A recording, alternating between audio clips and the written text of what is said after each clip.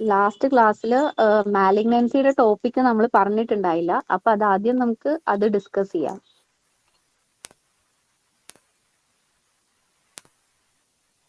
Genital malignancy ആണ് ഇന്ന് discuss ചെയ്യുന്നത്. ബാക്കി ടോപ്പിക്സ് ഒക്കെ ഉന്നത ക്ലാസ്സുകളിൽ കവർ ആയിട്ടുണ്ട്.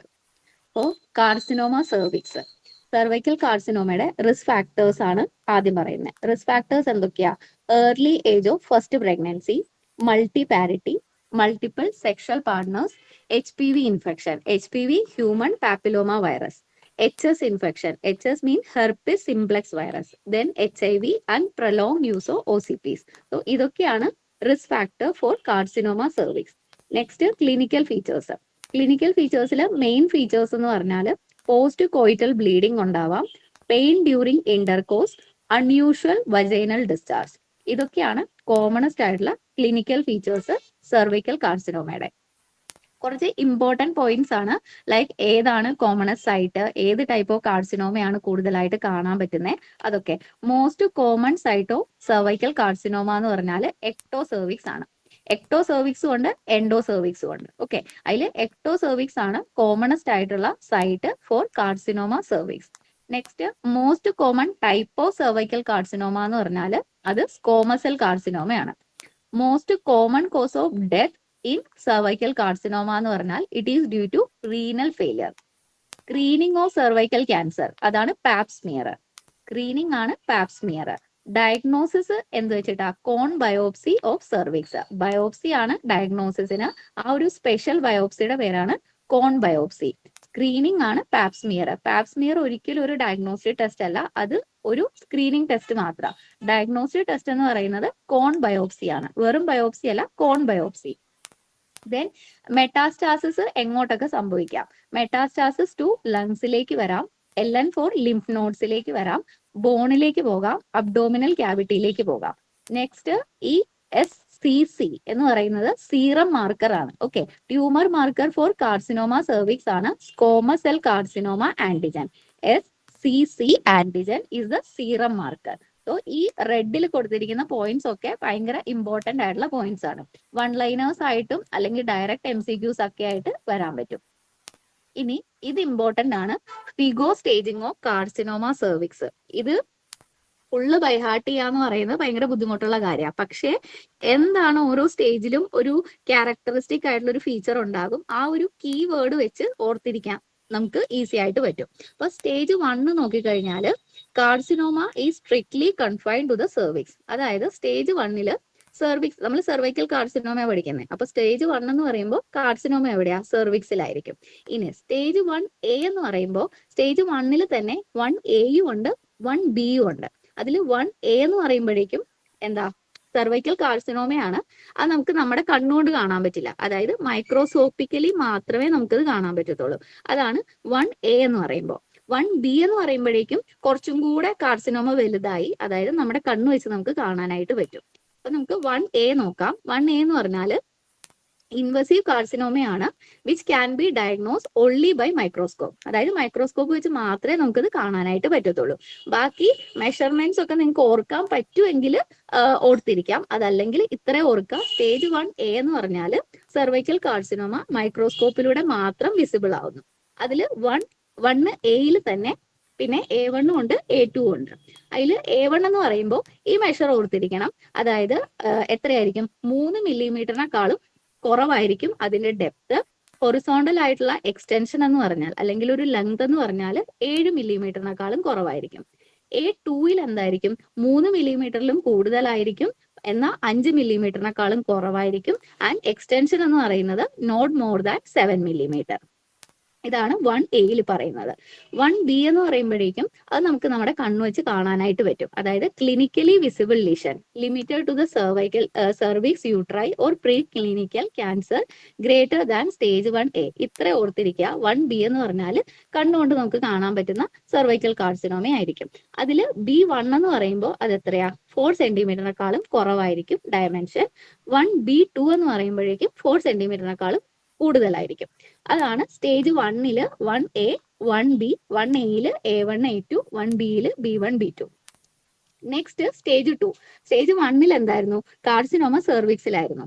സ്റ്റേജ് 2ലേക്ക് പോകുമ്പോൾ അത് സെർവിക്സിൽ നിന്ന് പോയി. എങ്ങോട്ട് പോയി? സെർവിക്സിൽ ഉണ്ട് ഓൾറെഡി. സെർവിക്സിൽ നിന്ന് അത് എക്സ്റ്റെൻഡ് ചെയ്തു. എങ്ങോട്ട് എക്സ്റ്റെൻഡ് ചെയ്തു? യൂട്രസിലേക്ക് എക്സ്റ്റെൻഡ് ചെയ്തു. ഓക്കെ, പക്ഷേ വജൈനയിലേക്കും എക്സ്റ്റൻഷൻ ഇല്ല, പെൽവിക് വോളിലേക്കും എക്സ്റ്റൻഷൻ ഇല്ല. അപ്പൊ സ്റ്റേജ് 2 എന്ന് പറയുമ്പോഴേക്കും സെർവിക്സിൽ ഉണ്ടായിരുന്ന കാർസിനോമ അവിടുന്ന് എക്സ്റ്റെൻഡ് ചെയ്ത് യൂട്രസിലേക്ക് വന്നു. അതാണ് സ്റ്റേജ് 2 എന്ന് പറയുന്നത്. ഇനി 2യിലും 2A ഉണ്ട്, 2B ഉണ്ട്. 2A എന്ന് പറയുമ്പോഴേക്കും പാരാമെട്രിയം ഇൻവോൾവ് ചെയ്യുന്നില്ല. അതാണ് 2A എന്ന് പറഞ്ഞാല്. 2B എന്ന് പറഞ്ഞാൽ പാരാമെട്രിയം ഇൻവോൾവ് ചെയ്യുന്നുണ്ട്. അതാണ് 2B എന്ന് പറഞ്ഞാൽ. ഇനി 2Aയുടെ ഉള്ളിൽ തന്നെ രണ്ടെണ്ണം ഉണ്ട്. A1 എന്ന് പറഞ്ഞാൽ 4 സെന്റിമീറ്ററിനെക്കാളും കുറവായിരിക്കും. A2 എന്ന് പറഞ്ഞാൽ 4 സെന്റിമീറ്ററിനെക്കാളും കൂടുതലായിരിക്കും. അതാണ് 2യിൽ തന്നെ A1ഉം A2ഉം. 2B എന്ന് പറയുമ്പോഴേക്കും എന്താ? പാരാമെട്രിയത്തിലേക്ക് ഇൻവോൾവ് ചെയ്തു. അതാണ് സ്റ്റേജ് 2B എന്ന് പറഞ്ഞത്.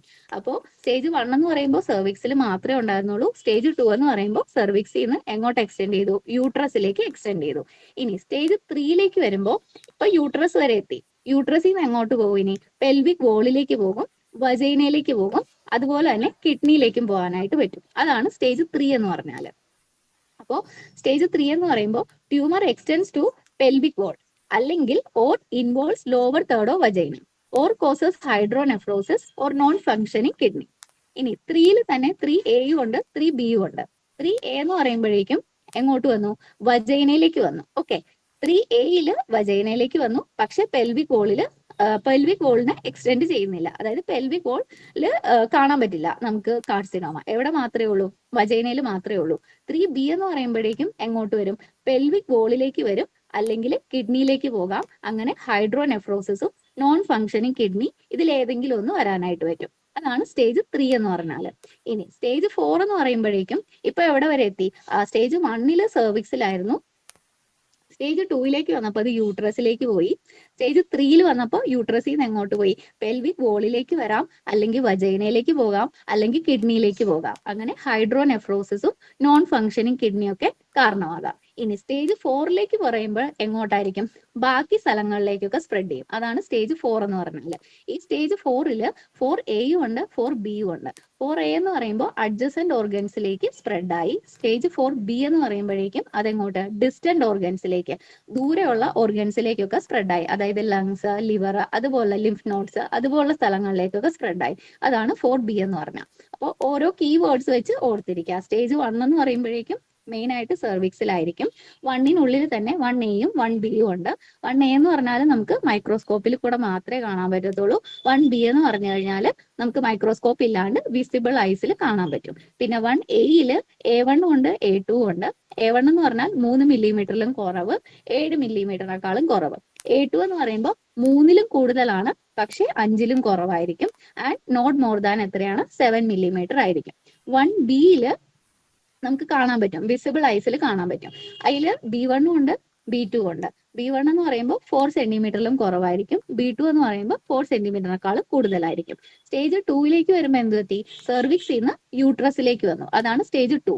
2Aയും ഉണ്ട്, 2Bയും ഉണ്ട്. 2A എന്ന് പറയുമ്പോൾ പാരാമെട്രിയം ഇൻവോൾവ് അല്ല. 2B എന്ന് പറയുമ്പോൾ പാരാമെട്രിയം ഇൻവോൾവ് ആണ്. അതിൽ 2Aയും ഉണ്ട്. എയിൽ തന്നെ A1 ഉണ്ട്, A2 ഉണ്ട്. A1 എന്ന് പറയുമ്പോൾ 4 സെന്റിമീറ്ററിലും കുറവ്, A2 എന്ന് പറയുമ്പോൾ 4 സെന്റിമീറ്ററിലും കൂടുതൽ. ഇനി സ്റ്റേജ് 3ലേക്ക് വരുമ്പോൾ എന്താ? സെർവിക്സിൽ നിന്ന് യൂട്രസിലേക്ക് പോയി. ദെൻ എന്ത് ചെയ്യും? വജൈനയിലേക്ക് പോവാം, അല്ലെങ്കിൽ പെൽവിക് വോളിലേക്ക് പോവാം, അല്ലെങ്കിൽ കിഡ്നിയിലേക്ക് പോവാം.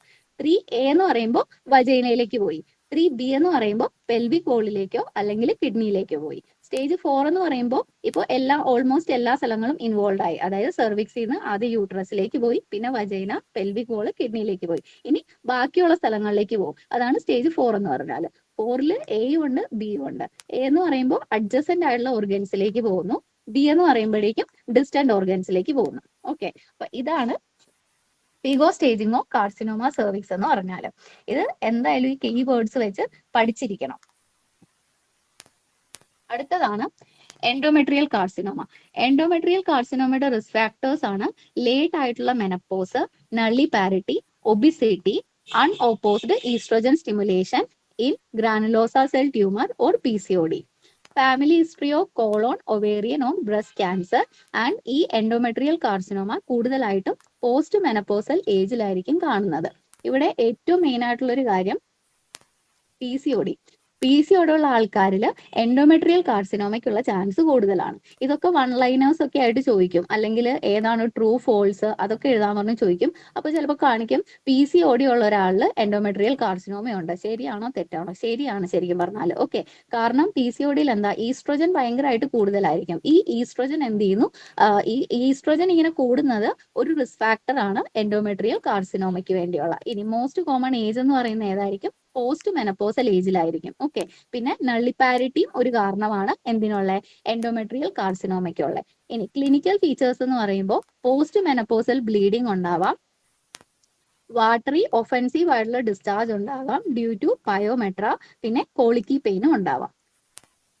അടുത്തത് സ്റ്റേജിംഗ് ആണ്. സ്റ്റേജിംഗ് എൻഡോമെട്രിയൽ കാർസിനോമയുടെ ഇമ്പോർട്ടന്റ് ആണ്.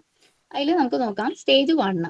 സ്റ്റേജ് 1 എന്ന് പറയുമ്പോഴേക്കും എൻഡോമെട്രിയം യൂട്രസിലാണ്. അപ്പൊ യൂട്രസിലായിരിക്കും സ്റ്റേജ് 1 എന്ന് പറഞ്ഞാൽ. ഓക്കെ, യൂട്രസ് ഇൻവോൾവ് ആണ്, അതാണ് സ്റ്റേജ് 1. 1A എന്ന് പറയുമ്പോഴേക്കും എന്തായിരിക്കും, less than half of myometrial inversion. Okay, എൻഡോമെട്രിയത്തിൽ നിന്ന് എങ്ങോട്ട് പോയി, മയോമെട്രിയത്തിലേക്ക്. ഒന്നെങ്കിൽ മയോമെട്രിയം ഇൻവോൾവ് ആവാം, അല്ലെങ്കിൽ കുറച്ച് ഭാഗം മാത്രം ഇൻവോൾവ് ആവാം. അതാണ് 1A എന്ന് പറഞ്ഞാൽ.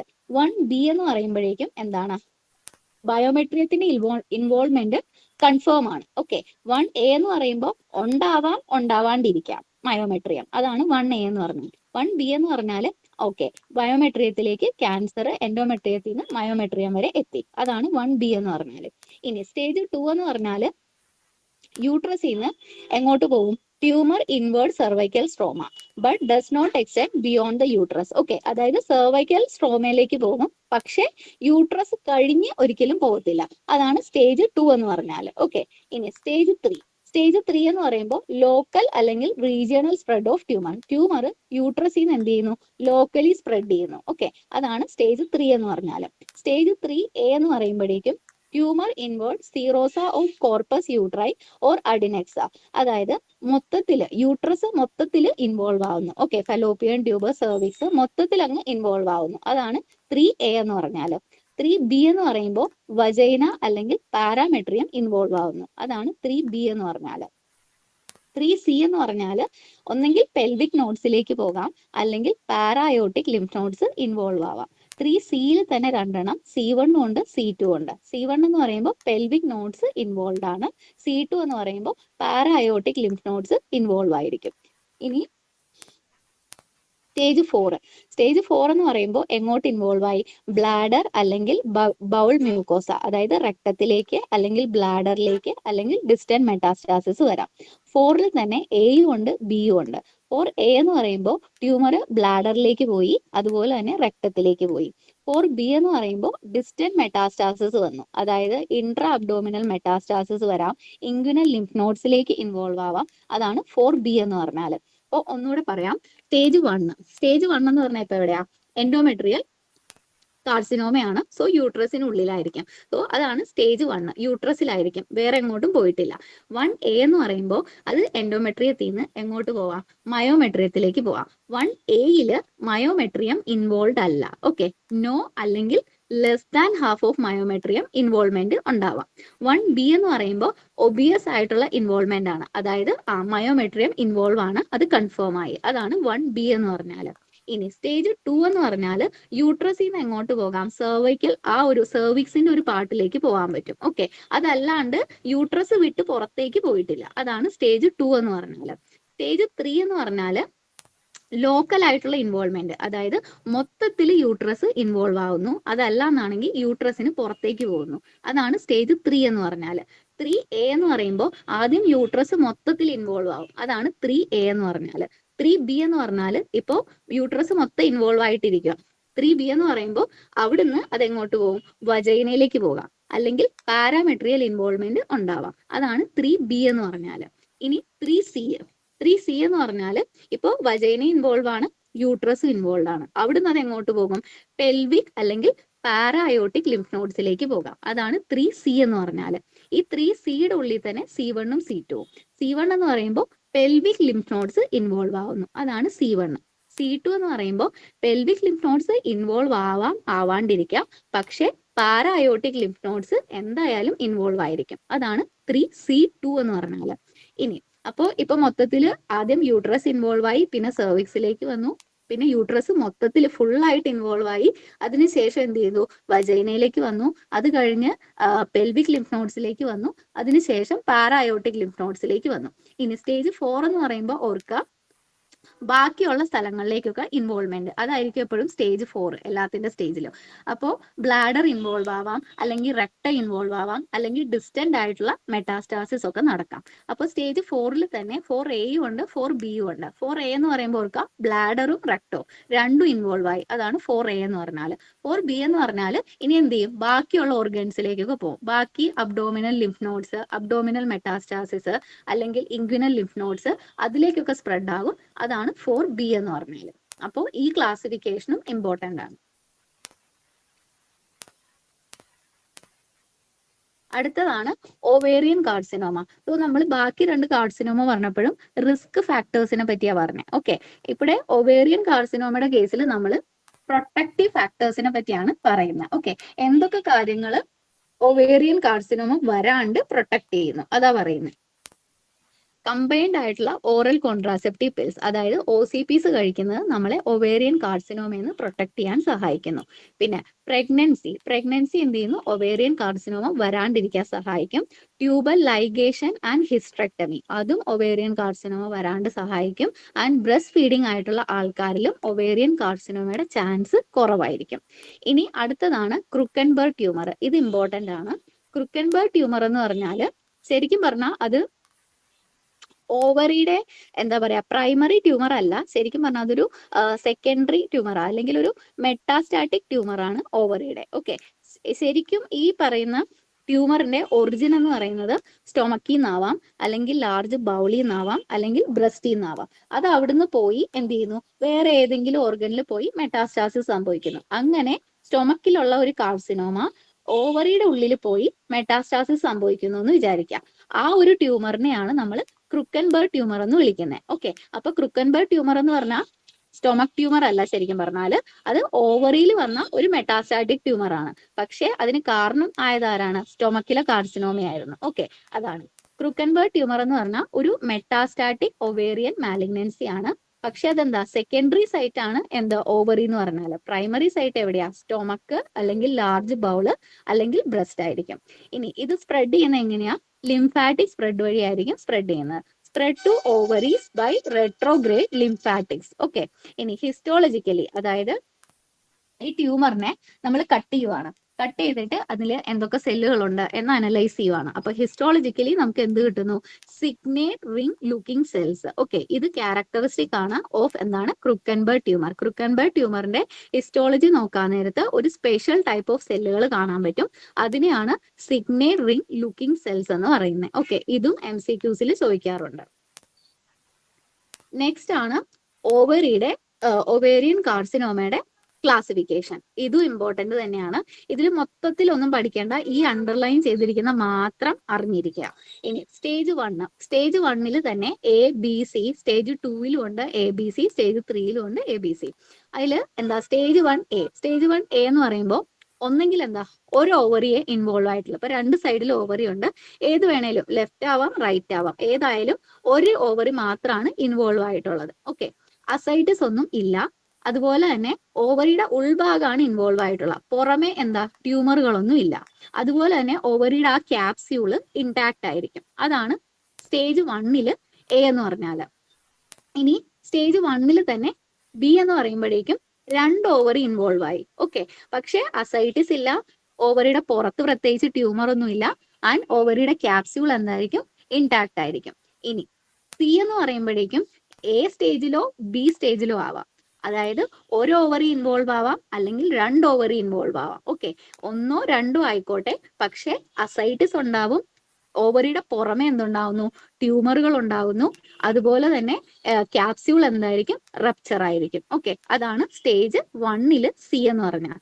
1 A എന്ന് പറഞ്ഞാൽ ഒരു ഓവറി മാത്രമായിരുന്നു ഇൻവോൾവ്, അസൈറ്റിസ് ഉണ്ടായിരുന്നില്ല, പുറമെ ട്യൂമറുകളൊന്നും ഉണ്ടായിരുന്നില്ല, ക്യാപ്സ്യൂൾ ഒക്കെ ഇൻടാക്ട് ആയിരുന്നു. B എന്ന് പറയുമ്പോഴേക്കും 2 ഓവറി ഇൻവോൾവ് ആയി, പക്ഷെ അസൈറ്റിസ് ഇല്ല, പുറമെ ട്യൂമറുകളൊന്നും ഇല്ല, അതുപോലെ തന്നെ ക്യാപ്സ്യൂൾ എന്തായി, ഇൻടാക്ട് ആയിരുന്നു. സ്റ്റേജ് സിയിലേക്ക് വരുമ്പോൾ എയോ ബിയോ, അതായത് ഒരു ഓവറി ഇൻവോൾവ് ആകാം, അല്ലെങ്കിൽ 2 ഓവറി ഇൻവോൾവ് ആവാം, പക്ഷെ എന്താ സംഭവിക്കുക, അസൈറ്റിസ് വരും അവിടെ, അതുപോലെ പുറമെ ട്യൂമറുകൾ വരും, അതുപോലെ തന്നെ എന്തുണ്ടാകും, ക്യാപ്സ്യൂൾ എന്തായിരിക്കും, റപ്ചേർഡ് ആയിരിക്കും. അതാണ് സ്റ്റേജ് 1C എന്ന് പറഞ്ഞാൽ. അപ്പൊ സ്റ്റേജ് 1 ടോട്ടലി എവിടെയായിരിക്കും, ഓവറിനെ കവർ ചെയ്തുകൊണ്ടായിരിക്കും നിൽക്കുന്നത്, ഓവറി അല്ലാണ്ട് വേറെ ഒരു ഭാഗം ഇൻവോൾവ് അല്ല. ഇനി സ്റ്റേജ് 2ലേക്ക് വരുമ്പോൾ ഒന്നോ അല്ലെങ്കിൽ 2 ഓവറിയോ ഇൻവോൾവ് ആവാം, അതിന്റെ കൂടെ തന്നെ പെൽവിക് എക്സ്റ്റൻഷനും കൂടി ഉണ്ട്. അതാണ് സ്റ്റേജ് 2ന്റെ പ്രത്യേകത. ഓവറി ഉണ്ട് പ്ലസ് എന്താണ്, പെൽവിസിലേക്കും കൂടെ പോകുന്നു. ഓക്കെ, അതിൽ 2A എന്ന് പറയുമ്പോൾ എങ്ങോട്ട് വരാം, ഓവറിന്ന് എങ്ങോട്ട് വരുന്നു, യൂട്രസ് അല്ലെങ്കിൽ ഫലോപ്പിയൻ ട്യൂബിലേക്ക് വരുന്നു. ഓക്കെ, 2A എന്ന് പറയുമ്പോഴേക്കും ഒന്നെങ്കിൽ ഓവറിന്ന് ട്യൂമർ എങ്ങോട്ട് വരാം, യൂട്രസിലേക്ക് വരാം, അല്ലെങ്കിൽ ഫലോപ്പിയൻ ട്യൂബിലേക്ക് വരാം. 2B എന്ന് പറയുമ്പോഴേക്കും എങ്ങോട്ട് വരാം, ഓവറിന്ന് പെൽവിക് ടിഷ്യൂസിലേക്ക് വരാം. സ്റ്റേജ് 2C എന്ന് പറയുമ്പോഴേക്കും ഒന്നെങ്കിൽ യൂട്രസിലാവാം, അല്ലെങ്കിൽ ഫലോപ്പിയൻ ട്യൂബിലാവാം, അല്ലെങ്കിൽ പെൽവിക് ടിഷ്യൂസിലാകാം. പക്ഷെ എന്തും കൂടി ഉണ്ടാകുന്നു, ഓവറിയുടെ പുറത്തുകൂടെ ട്യൂമർ ഉണ്ടാകും, ക്യാപ്സ്യൂൾ റപ്ചർ ആയിരിക്കും, അസൈറ്റിസും പ്രസന്റ് ആയിരിക്കും. ഓക്കെ, അപ്പോൾ 2 എന്ന് പറഞ്ഞു കഴിഞ്ഞാൽ ഓവറിയുടെ ഒപ്പം തന്നെ ഓവറി കൂടാണ്ട് പെൽവിസിലേക്കും കൂടെ സ്പ്രെഡ് ചെയ്യാം. അതിൽ 2A എന്ന് പറയുമ്പോഴേക്കും യൂട്രസിലേക്ക് വരാം, അല്ലെങ്കിൽ ഫലോപ്പിയൻ ട്യൂബിലേക്ക് പോകാം. B എന്ന് പറയുമ്പോഴേക്കും പെൽവിക് ടിഷ്യൂസിലേക്ക് പോകാം. C എന്ന് പറയുമ്പോഴേക്കും ഒന്നെങ്കിൽ യൂട്രസിലായിരിക്കാം, യൂട്രസിലാണെങ്കിൽ അതിന്റെ കൂടെ അസൈറ്റിസും ഉണ്ടാകും, പുറമെ ഓവറിയുടെ പുറമെ നമുക്ക് ട്യൂമറുകൾ കാണാൻ പറ്റും, അതുപോലെ തന്നെ ഓവറിയുടെ ആ ക്യാപ്സ്യൂൾ എന്തായിരിക്കും, റപ്ചർ ആയിരിക്കും.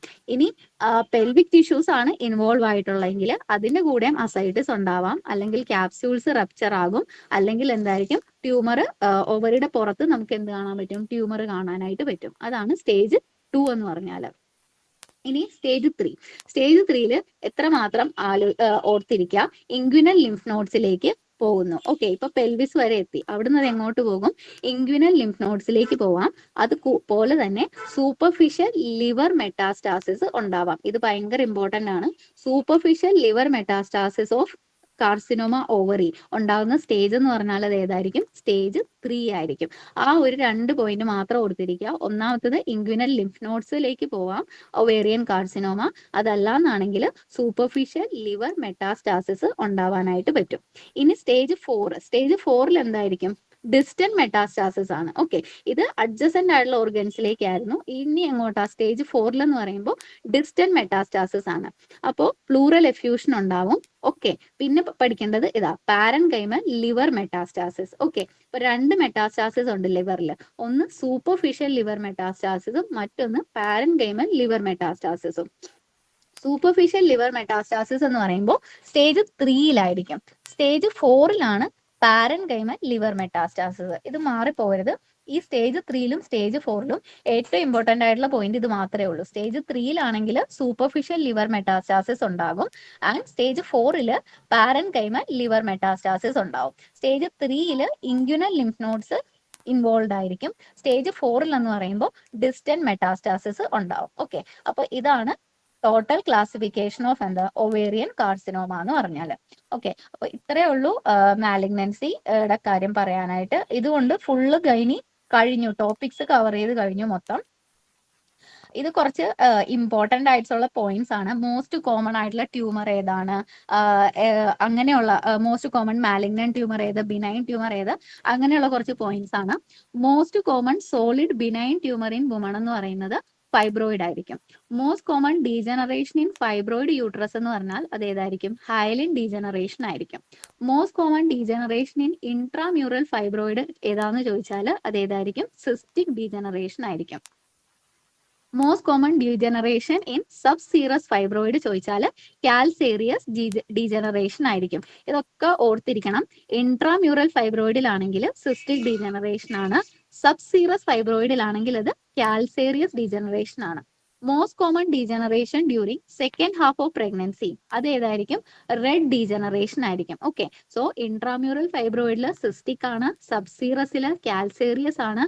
ഇനി ചോദിക്കുവാണ് പ്രഗ്നൻസിയുടെ ടൈമിൽ ഏത് ഡീജനറേഷൻ ആണ് ഫൈബ്രോയിഡിൽ കൂടുതലായിട്ട് കാണുന്നത്, ഏതായിരിക്കും, റെഡ് ഡീജനറേഷൻ ആയിരിക്കും. ഓക്കെ, ഇനി മോസ്റ്റ് കോമൺ ഒവേറിയൻ ട്യൂമർ ചോദിച്ചാൽ എപ്പിത്തീലിയൽ സെൽ ട്യൂമർ ആയിരിക്കും. Most common tumour in young woman ചോദിച്ചാൽ അതെന്തായിരിക്കും, ജേം സെൽ ട്യൂമർ ആയിരിക്കും. Most common benign epithelial tumour ഏതായിരിക്കും, സീറസ് സിസ്റ്റ് അഡിനോമയാണ്. Most common malignant germ cell tumour എന്ന് പറഞ്ഞാൽ ഡിസ്ജെർമിനോമ ആയിരിക്കും. Most common benign tumour diagnosed in pregnancy, അത് ഡെർമോയിഡ് സിസ്റ്റ് ആണ്. Most common tumour undergo torsion during pregnancy, അതും dermoid cyst ആണ്. പക്ഷേ എന്താണ് മോസ്റ്റ് കോമൺ, ഇതൊക്കെ ഇതിൽ ഓരോ സെന്റൻസിലും ചെറിയ ചെറിയ വ്യത്യാസമേ ഉള്ളൂ. അതുകൊണ്ട് പഠിക്കുമ്പോഴേക്കും ക്ലിയർ ആയിട്ട് പഠിച്ചു പോകണം. ഇതൊക്കെ റാപ്പിഡ്ലി ഗ്രോയിങ് ഒവേറിയൻ ട്യൂമർ ഏതാണെന്ന് ചോദിച്ചു കഴിഞ്ഞാൽ അത് യോക് സാക് ട്യൂമർ ആയിരിക്കും. ഏറ്റവും റേഡിയോ സെൻസിറ്റീവ് ആയിട്ടുള്ള ഒവേറിയൻ ട്യൂമർ ഏതായിരിക്കും? ഡിസ്ജെർമിനോമ ആയിരിക്കും.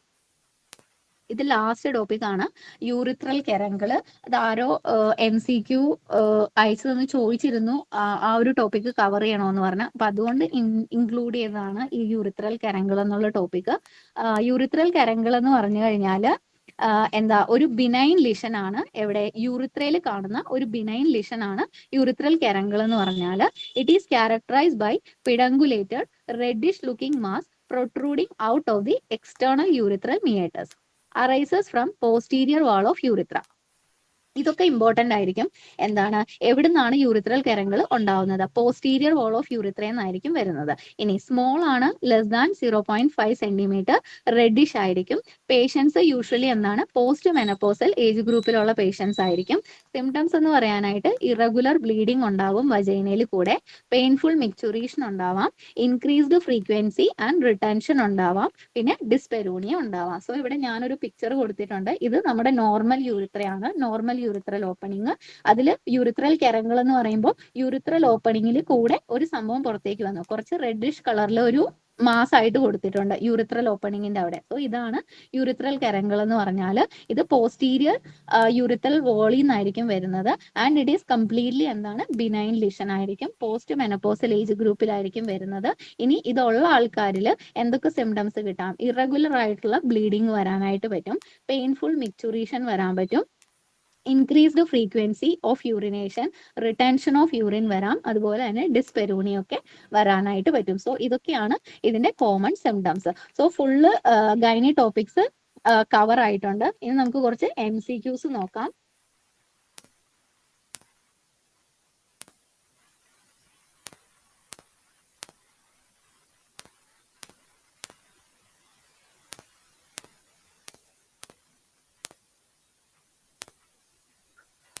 എന്തെങ്കിലും ഡൗട്ട്സോ എക്സ്പ്ലനേഷൻസ് എന്തെങ്കിലും വീണ്ടും വേണ്ടത് ഉണ്ടെങ്കിൽ പറഞ്ഞോളൂ. പഴയ സ്ലൈഡിൽ ഏതെങ്കിലും എക്സ്പ്ലെയിൻ ചെയ്യാനുണ്ടോ? അതല്ലാന്നാണെങ്കിൽ MCQ നോക്കാം. MCQ നോക്കാം ഡോക്ടർ. MCQയിലേക്ക് പോവാം. Okay.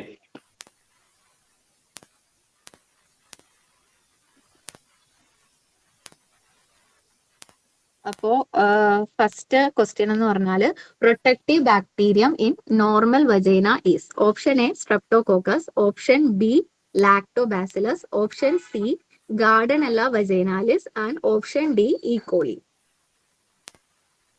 B B B okay, correct ആണ്. Option B lactobacilli. ഇത് എക്സ്പ്ലനേഷൻ ചെയ്യണോ അതോ MCQs പറഞ്ഞു പോയാൽ മതിയോ? ചെയ്യാവോ ഡോക്ടർ? ചെയ്താ ബെനിഫിറ്റ് ആയിരിക്കും. ഓക്കെ ഓക്കെ, എനിക്ക് രണ്ട് വേറെ വേറെ സ്ലൈഡ് ആയിട്ട് എക്സ്പ്ലനേഷൻ ഇട്ടിരിക്കണം. അപ്പൊ ഞാൻ ഷെയർ സ്റ്റോപ്പ് ചെയ്തിട്ട് ഒന്നുകൂടെ ഷെയർ ചെയ്യാം. അത്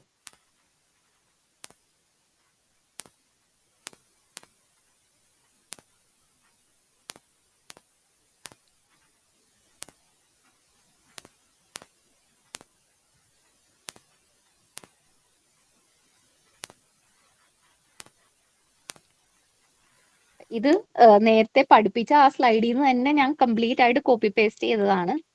ഡോഡർലിൻ ബാസിലെ. ഡോഡർലിൻ ബാസിലെ എന്ന് പറഞ്ഞാല്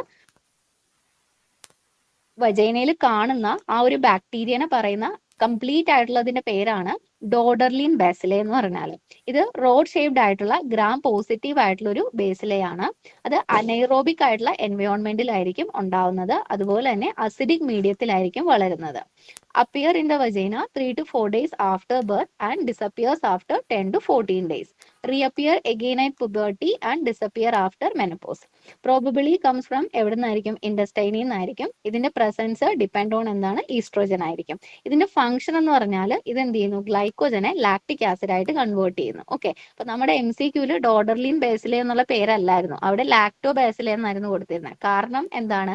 ഇത് ഗ്ലൈക്കോജനെ ലാക്ടിക് ആസിഡ് ആക്കി കൺവേർട്ട് ചെയ്യുന്നു, അതുകൊണ്ടാണ് അതിനെ ലാക്ടോ ബേസിലെ എന്ന് നമുക്ക് പറയാൻ പറ്റും. ഓക്കെ, അപ്പോൾ ലാക്ടോ ബേസിലെ എന്നല്ല ഡോഡർലിൻ ബേസിലെ എന്നാണ് ഒരു ഓപ്ഷൻ കാണുന്നതെന്നുണ്ടെങ്കിൽ അത് കറക്റ്റ് ആയിരിക്കും. ഓക്കെ, ലാക്ടോ ബാസിലെ ഇല്ല, പകരം അവിടെ ഡോഡർലിൻ ബാസിലെയാണ്. അപ്പോൾ കൺഫ്യൂസ് ആവരുത്, അന്ന് MCQയിൽ ലാക്ടോ ബാസിലെ എന്നാണല്ലോ കണ്ടത് എന്ന് പറഞ്ഞു. ഓക്കെ, കാരണം രണ്ടും സെയിം തന്നെയാണ്, രണ്ടും ഒരാൾ തന്നെയാണ്. ഡോഡർലിൻ ബാസിലിന്റെ ഫംഗ്ഷൻ ആണ് അത് ഗ്ലൈക്കോജനെ ലാക്ടിക് ആസിഡ് ആയിട്ട് കൺവേർട്ട് ചെയ്യുന്നു, അതുകൊണ്ടാണ് അതിനെ ഒരു ലാക്ടോ ബേസിലെ എന്ന് പറയുന്നത്. ഓക്കെ, സോ ഇത് ഈ ആസിഡ് pH ഉള്ളത് കൊണ്ട് എന്താ ഗുണമെന്ന് പറഞ്ഞാൽ വേറെ പത്തോജനിക് ആയിട്ടുള്ള ഓർഗാനിസം ഒന്നും നമ്മുടെ ബോഡീനെ അഫക്ട് ചെയ്യത്തില്ല, വജൈനയിൽ വളരത്തില്ല. അതാണ് ഈ ഡോഡർലിൻ ബേസിലെ കൊണ്ടുള്ള ഒരു ബെനിഫിറ്റ് എന്ന് പറഞ്ഞാൽ.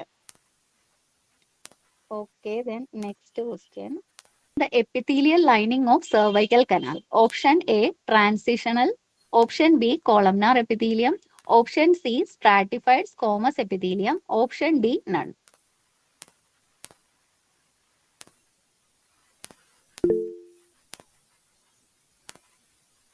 Option C. വേറെ ആർക്കെങ്കിലും ഏതെങ്കിലും ഓപ്ഷൻ പറയാനുണ്ടോ?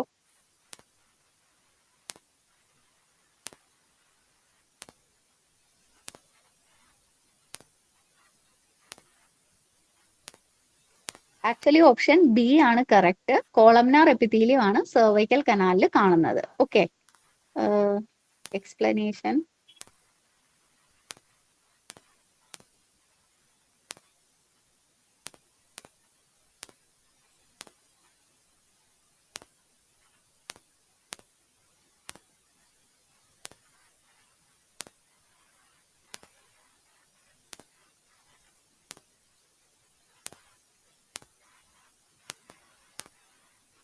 അതായത് നമുക്ക് സെർവിക്സിൽ രണ്ട് പാർട്ടുണ്ട്, എക്ടോ സെർവിക്സും ഉണ്ട്, എൻഡോ സെർവിക്സും ഉണ്ട്. ഓക്കെ, ഇവിടെ നമ്മളോട് സ്പെസിഫൈ ചെയ്തിട്ടില്ല എക്ടോ സെർവിക്സ് ആണോ എൻഡോ സെർവിക്സ് ആണോ, ഒന്നും സ്പെസിഫൈ ചെയ്തിട്ടില്ല. നമ്മളോട് പറഞ്ഞിരിക്കുന്നത് ഏതാണ് കോമണസ്റ്റ് എപ്പിത്തീലിയം സെർവൈക്കൽ കനാലിൽ കാണുന്നത്, അത്രേ മാത്രമേ ചോദിച്ചിട്ടുള്ളൂ. ഓക്കെ, അപ്പൊ സ്പെസിഫൈ ചെയ്യാത്തതില് ആ ഒരു ഓപ്ഷൻസ് തന്നതില് സ്കോമസ് എപ്പിത്തീലിയം എന്നല്ല, അവിടെ എന്താ തന്നിരുന്നത്? സ്ട്രാറ്റിഫൈഡ് സ്കോമസ് എപ്പിത്തീലിയം എന്നാ തന്നിരുന്നത്. ഓക്കെ, ആൻഡ് എന്തായിരിക്കും? അപ്പൊ അതുകൊണ്ട് അത് നമുക്ക് ചൂസ് ചെയ്യാനായിട്ട് പറ്റത്തില്ല. പിന്നെ തന്നതിൽ ഒരു കറക്റ്റ് ഓപ്ഷൻ എന്ന് പറഞ്ഞാൽ അത് ഏതായിരിക്കും? കോളംനാർ എപ്പിത്തീലിയം ആയിരിക്കും. ഓക്കെ, ഇനി സ്പെസിഫൈ ചെയ്ത് തന്നിട്ടുണ്ടെന്ന് വിചാരിക്കുക, അങ്ങനെയാണെങ്കിൽ എക്ടോ സെർവിക്സിൽ ഏതായിരിക്കും? സ്കോമസ് എപ്പിത്തീലിയം ആയിരിക്കും.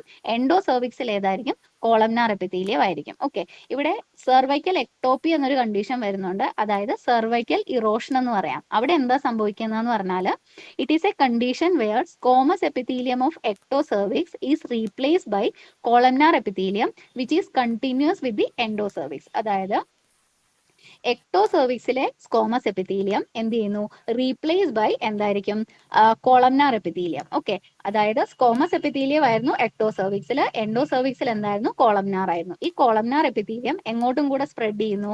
എക്ടോ സെർവിക്സിലും കൂടെ സ്പ്രെഡ് ചെയ്യുന്നു. അതായത് രണ്ട് എക്ടോയിലും എൻഡോയിലും രണ്ടിലും എന്തായിട്ട് മാറും? കോളംനാർ എപ്പിത്തീലിയം ആയിട്ട് മാറും. ആ ഒരു കണ്ടീഷനെയാണ് സെർവൈക്കൽ എക്ടോപ്പി അല്ലെങ്കിൽ സെർവൈക്കൽ ഇറോഷൻ എന്ന് പറയുന്നത്. ഓക്കെ, ആദ്യത്തെ ക്വസ്റ്റ്യനിൽ ഓപ്ഷൻസിൽ ഒരു ഗാർഡനല്ല വജൈനാലിസ് എന്ന് പറഞ്ഞൊരു ഓപ്ഷൻ ഉണ്ടായിരുന്നു. അതെന്താ സംഭവം?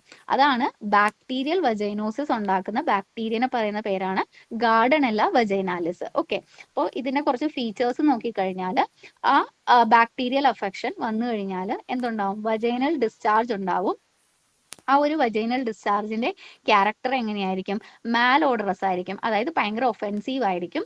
ആൻഡ് ഡിസ്ചാർജ് എങ്ങനെയാണ്? ഹോമോജീനസ് ആയിരിക്കും, ഗ്രേയിഷ് വൈറ്റ് കളർ ആയിരിക്കും. ഇനി ഈ പറയുന്ന ബാക്ടീരിയൽ വജൈനോസിസിന്റെ ഡയഗ്നോസിസിന് വേണ്ടി നമ്മൾ ഉപയോഗിക്കുന്ന ക്രൈറ്റീരിയനാണ് ആംസെൽസ് ക്രൈറ്റീരിയ എന്ന് പറയുന്നത്. ഈ ആംസെൽസ് ക്രൈറ്റീരിയയിൽ കുറെ പോയിന്റ്സ് ഉണ്ട്. ഏതൊക്കെയത്? ഹോമോജീനസ് ആയിട്ടുള്ള വജൈനൽ ഡിസ്ചാർജ് ഉണ്ടായിരിക്കണം, വജൈനൽ pH എന്ന് ആയിരിക്കണം, വിഫ് ടെസ്റ്റ് പോസിറ്റീവ് ആയിരിക്കണം, പ്രസൻസ് ഓഫ് എന്താണ്? ക്ലൂ സെൽസ് ഉണ്ടായിരിക്കണം.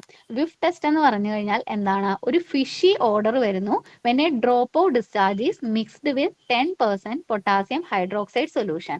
അതായത് ഈ ബാക്ടീരിയൽ വജൈനോസിസിൽ ഉണ്ടാവുന്ന ആ ഒരു ഡിസ്ചാർജിനെ 10% പൊട്ടാസ്യം ഹൈഡ്രോക്സൈഡ് സൊല്യൂഷനുമായിട്ട് മിക്സ് ചെയ്യുമ്പോൾ ഒരു ഫിഷി ഓർഡർ വരുന്നു. ആ ഒരു ടെസ്റ്റിനെ പറയുന്ന പേരാണ് വിഫ് ടെസ്റ്റ്. ആ വിഫ് ടെസ്റ്റ് എവിടെ പോസിറ്റീവ് ആയിരിക്കും? ബാക്ടീരിയൽ വജൈനോസിസിൽ പോസിറ്റീവ് ആയിരിക്കും. ഇത് ഓരോ പോയിന്റിൽ നിന്നും ഓരോ MCQs ഉണ്ടാക്കാൻ പറ്റുന്ന ഒരു സെഷനാണ്. ഓക്കെ, അപ്പൊ ഈ Amsel's criteria, clue cell, whiff test, അതുപോലെ